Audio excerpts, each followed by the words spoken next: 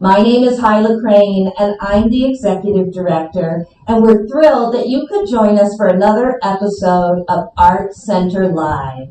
As always, we have a very special guest. Our guest today is Alyssa Haney, who is the Assistant Vice President and Media Specialist for First Florida Integrity Bank. Now, we've invited Alyssa to join us because we want to thank our friends at First Florida Integrity Bank who have been so generous in sponsoring us for the last several years and have signed on again this year for our 2021-22 season, which starts October 1st, to be our exhibition sponsor. Welcome, Alyssa. How are you today? Hi, Hyla. Thank you so much for having me today. I'm doing great. Well, we are so thrilled you could join us because it's one thing to write a letter, but it's another to be able to, well, look somebody in the eye, even if it's virtually, and thank them personally. And we hope that you will make sure that this thank you extends to all of your colleagues at First Florida Integrity Bank. Because we know First Florida Integrity Bank has been a great supporter and sponsor for us, but that you do a lot of really good things in the community. Can you tell us about that? Sure, I'd love to. So, First Florida Integrity Bank, we opened our doors in 2009. We're the largest community bank headquartered here in Collier County, and we operate as a subsidiary of TGR Financial Inc., which stands for the Golden Rule. So, as a community bank, in addition to offering a full suite of banking products and financial services, we are so dedicated to engaging with our community through charitable giving and action. We have a charitable foundation that was also founded in 2009. We host a charitable golf tournament annually that raises over $100,000 for local children's charities. And since its inception in 2009, we've raised over $900,000 for local children in need. Thank you. We also have a project donation fund that was created by employees, and we all as employees contribute on a weekly basis. The bank is committed to matching 100% of those funds, and we use those funds to assist local families, local individuals, and even employees in times of hardship or need. We obviously provide substantial support to nonprofits such as Marco Island Center for the Arts through sponsorships, donations, and from time to time volunteer efforts.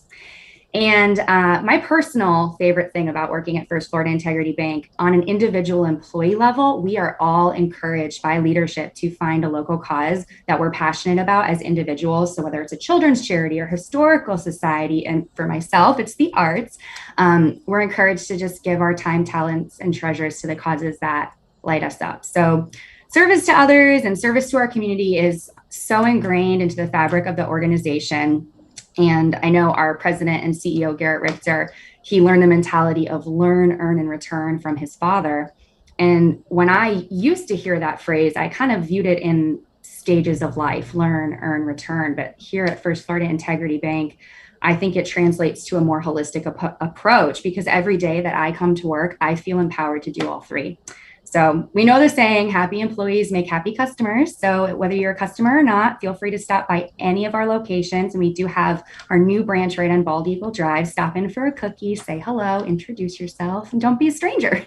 I was about to say that cookie is very important. It's I key. know when the bank was closed for a while and you couldn't get in there and get the cookie, there were a lot of people who missed them. But If you're a wrench in the cookies for a minute. That's really remarkable, Alyssa. And as I said, I've certainly seen with my other friends in the nonprofit world just how generous and supportive First Florida Integrity Bank is. I commend you, the entire organization, for all that you do. But I want to go back for a second because you were talking about sort of where you commit your time, talent, and treasure. Can you tell us a little bit about how you've been supporting the arts here in Naples and Collier County? Yeah, so I've always been involved in the arts. I've always enjoyed the arts. I got started in the performing arts at a relatively young age and continued in some capacity in the performing arts until adulthood. And that's evolved over time from being more of a worker bee and a patron to serving in more of a leadership capacity. So I currently serve as the board president of the United Arts Council of Collier County. And I also serve on the board of directors for the Naples Players. I'm the former executive vice president there. Wow. Well, that between working full time and those commitments, you must be very, very busy. Very busy, but very fulfilled. And Alyssa, can you tell us a little bit? Obviously, there are many worthy organizations that you could choose to dedicate your time to. You know, as you said, there's a personal connection to the arts, but can you speak to why perhaps the arts are a really worthy cause as well?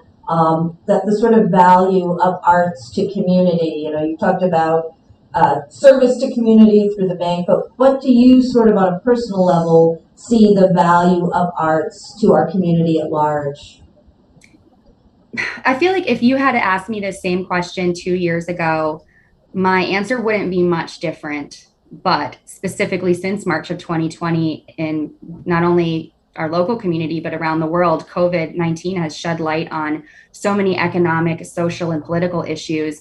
And as a result, I feel like people have been turning to art more now than ever. And everything that's going on in our world today has amplified the human need for art. So in my opinion, we're in the middle of a renaissance. We've got a lot of conflict, but we have this evolving artistic innovation and technological innovation. So for me, seeing the arts through this new post 2020 lens has given me a different perspective on all of the reasons that we already know the arts are so important.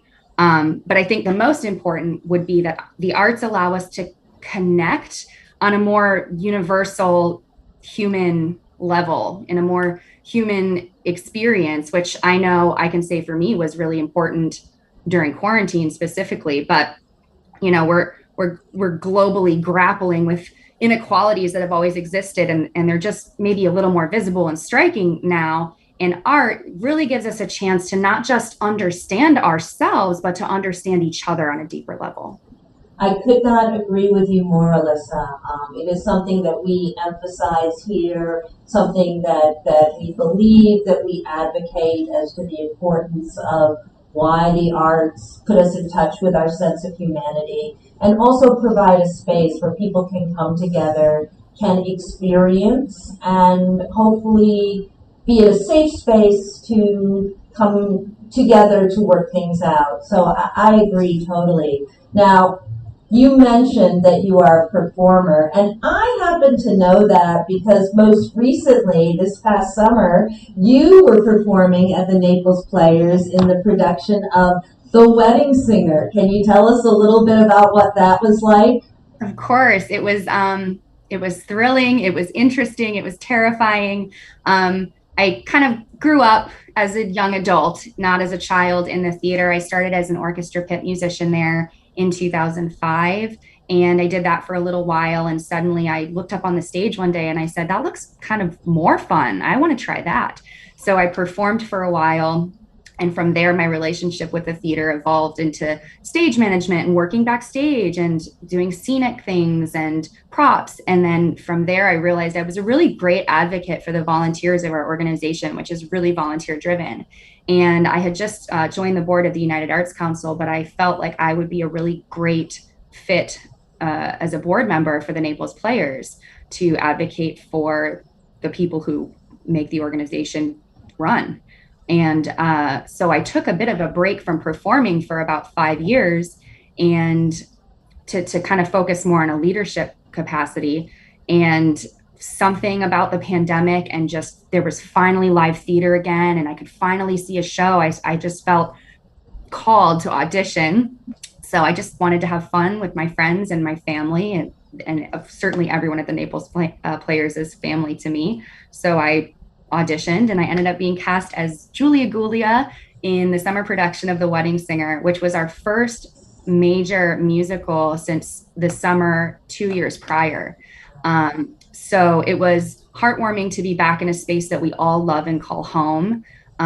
It was a little, not scary, but you know, a lot of uncertainties. You're doing so much hard work and there's always the possibility of COVID shutting down the show. And it was really amazing to see the way everybody respected that and respected each other's efforts, because it's not just about the time I put into my part, but everyone has put so much work and effort. And so it ended up being wonderful. We ended up getting to do the complete production, all 5 weeks of the run, sold out, I think, every show, and it was just received so well, so well. So, I mean, I couldn't have had a better time, and I'm sad to this day that it's over. I would do it all over again in a heartbeat. Well, it was an exceptional production. It was the first live theater that I got to see from the pandemic, and I actually saw the show when it was in previews on Broadway, and I can tell you that Laura Benatti has nothing on you. You were Okay, we won't tell her, fantastic. but tell me more. No, you are an amazing vocalist and dancer and actress. Very, very multi-talented, and it was wonderful to be able to go back and see live theater. I will say that Naples Players did a wonderful job in terms of making people feel very safe, taking precautions, which was wonderful, so that people could go and enjoy the show. And I think the more we can do that, the sooner we can see everything, get closer to, I'm not going to say normal, this is our new normal, but New normal.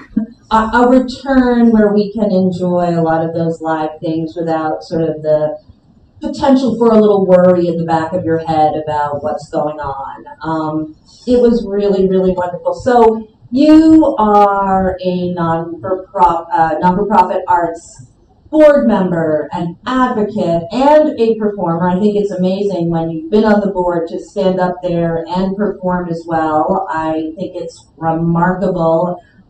So my question to you would be, who or what has been a major influence on you, both in terms of leadership in supporting the arts and also as a performer? Well, I think from an inspiration standpoint, the person who inspired my connection, my deep connection to the arts, was my late grandmother. She was an artist herself. She was a painter, and she always brought me to the theater from a young age. So I really owe my relationship to the arts to her. From a leadership standpoint, there are too many people I admire, and of course, Hyla, you are genuinely one of those people. I've had the great pleasure of working with Bryce Alexander, our executive director at the Naples Players, and the average age of the boards that I sit on, I'm significantly younger than that age, and so yes, to see a young leader like Bryce do the things he's done for an organization that I already thought was so great, and really transform it into more than just a theater, but a theater for the community, and seeing the way he handled the pandemic and found opportunities for the Naples Players to serve the community in ways other than providing art, partnering with NCH we had our scenic shop create acrylic intubation boxes. Our costume shop was sewing masks for first responders who couldn't get their hands on them when they were sold out. I just think he's done wonderful things for the arts community, and specifically the Naples Players. And I admire his work ethic and his business savvy and his artistic mind so much. I can't say enough about him. I am in agreement. As you know, I spent many years working in non-for-profit theaters, professional theaters, and I will tell you that the Naples Players is, if not the finest, certainly in the top of non-for-profit community theaters in the country. It is remarkable. It has a venue that many professional theaters would envy, and all of the work that serves the community, that reaches different stakeholder bases. Work I know with people with disabilities has been a part of work that's been done. It is so impressive, and I agree with you. I take my hat off to their director for the remarkable work that's been done. I know that leading an arts organization during the pandemic can certainly have its challenges, having done so here, and I'm just incredibly impressed. Alyssa, I want to thank you for coming on today and talking with us. It is such a pleasure. And I want to again thank First Florida Integrity Bank for their generosity, for their support. We have appreciated it through the years and appreciate it now more than ever as we have faced some unique times, and let's just say we couldn't do it without them. To my friends out there, oh, Alyssa, yes? I just want to say it is our pleasure to support you and thank you for all you do for not only our community, but our arts community. Thank you. To You're very my friends out there, in terms of support, we are finishing our annual appeal. We are less than $2,000 from our goal as of today. So if you have sent something in, we thank you for your support wholeheartedly. If you haven't and you're able to make a donation regardless of the size, you can just go to our website, www.marcoislandart.org, or pop something in the mail to us. 1010 Winterberry Drive, Marco Island, Florida, 34145. We would greatly appreciate it. And we have a remarkable season for you coming up starting October 1st. So check our website. All of our adult classes and workshops are there. Our music season will roll out in October. Because why? Well, you out there are part of our art family. And we strive every day in every way to be your art home. Goodbye, everybody.